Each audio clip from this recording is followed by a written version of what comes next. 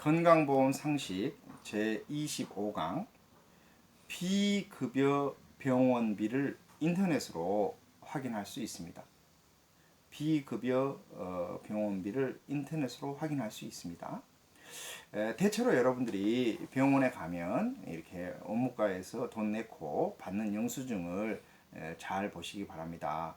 그러면 대체로 이제 보험 처리되는 것과 보험 처리 안 되는 것, 그래서 보험 처리되는 것은 한쪽으로 나오고 보험 처리 안 되는 비급여도 표기가 되어 있습니다. 그 다음에 보험 처리가 안 되는 것은 본인이 다 냈지만 보험 처리가 되는 것은 그 중에 일부를 본인이 냈고 그 중에 일부를 건강보험공단이 냅니다.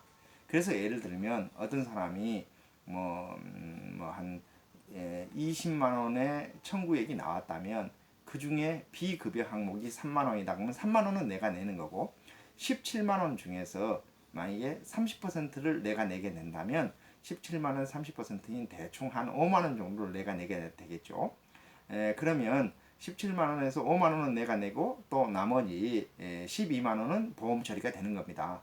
그러면 20만 원 중에서 내가 낼 비급여 항목 3만 원에다가 또 보험 처리되는 17만 원 중에서 그 중에 본인 부담금 한 5만 원 정도를 내가 내는 이런 구조인데 그동안 많은 환자들은 그냥 큰 몫만 봤지 사실은 그 20만 원의 구조가 어떤 방식으로 이렇게 부과가 됐는지에 대해서는 사실 잘 알기가 어려웠습니다.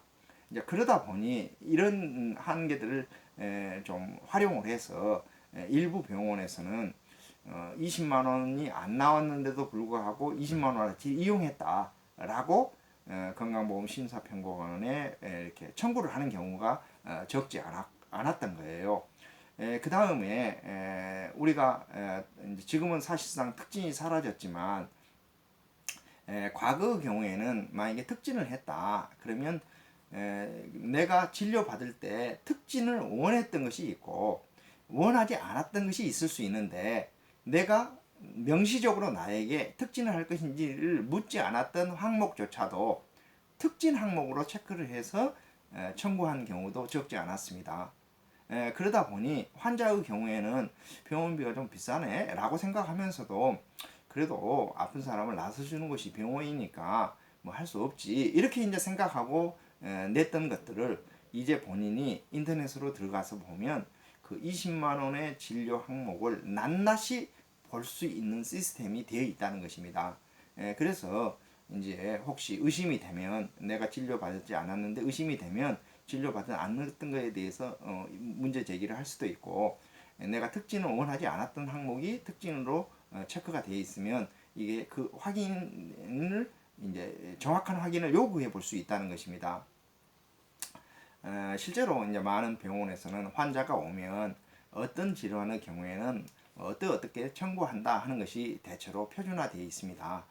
예를 들면 제가 의원에 갔다, 감기로 의원에 갔다 그러면 많은 의사들이 온 김에 주사 한 대 맞고 가시겠습니까? 이렇게 하면서 주사 한 대 맞고 가시겠습니까? 라고 하면서 청구해 버리는 경우가 많습니다. 제가 예라는 말을 듣기도 전에 이미 청구를 해버린 경우가 많아요.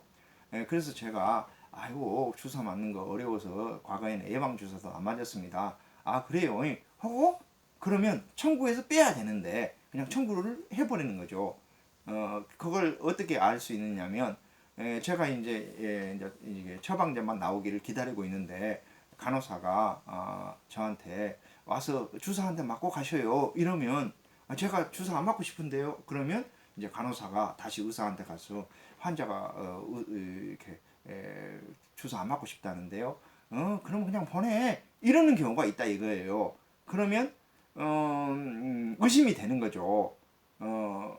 아마도 의사가 이렇게 이렇게 주사제를 준다라고 청구를 했기 때문에 간호사가 나를 부르는 것이지. 그런데 이제 내가 안 맞겠다고 하면 그러면 청구해서 빼냐 이거예요. 이제 이런 방식으로 사실은 많은 환자가 진료받지 않았던 행위도 청구가 되는 경우가 적지 않았던 것이 그동안의 관행이었습니다. 그런데 이제는 환자가 원하면 인터넷으로 비급여 항목들을 다 확인해 볼 수 있는 그런 시스템을 이제 갖게 됐다는 것이죠. 이제 사실은 환자의 경우에는 본인이 뭐 어떻게 보면 전문적인 지식도 좀 낮고 약자이기 때문에 일일이 다 그걸 항의하는 데는 한계가 있습니다만, 그래도 의료비가 굉장히 많이 들어왔을 때에는 진료비의 세부 내역을 요구를 하면 세부 내역을 다 뽑아주도록 되어 있습니다. 그래서 자세히 살펴보고 문제 제기를 하면 많은 경우 특진이 안 했던 것을 특진으로 받았다고 하면 그것도 하고, 내가 진료 받을 때 안 했던 것도 요구를 하면 그걸 다 정산할 수 있는 그런 시스템이 있다는 것도 여러분들이 기억해 주시기 바랍니다. 뭐 감기 정도에 가지고 그런 문제를 제기하면 뭐 의사들도 얼마나 힘들겠어요. 그렇지만 제가 보기에는 진료비가 아주 많이 들어가는 진료의 경우에는 사실은 그런 허수가 상당수 있다는 것을 환자들이 알고, 정말 의심이 되는 경우에는 진료비 상세 내역을 뽑아서 살펴보시기 바랍니다. 지금까지 건강보험 상식을 잘 알려드렸는데요. 이 밖에도 건강보험과 관련된 다양한 정보가 있을 것입니다.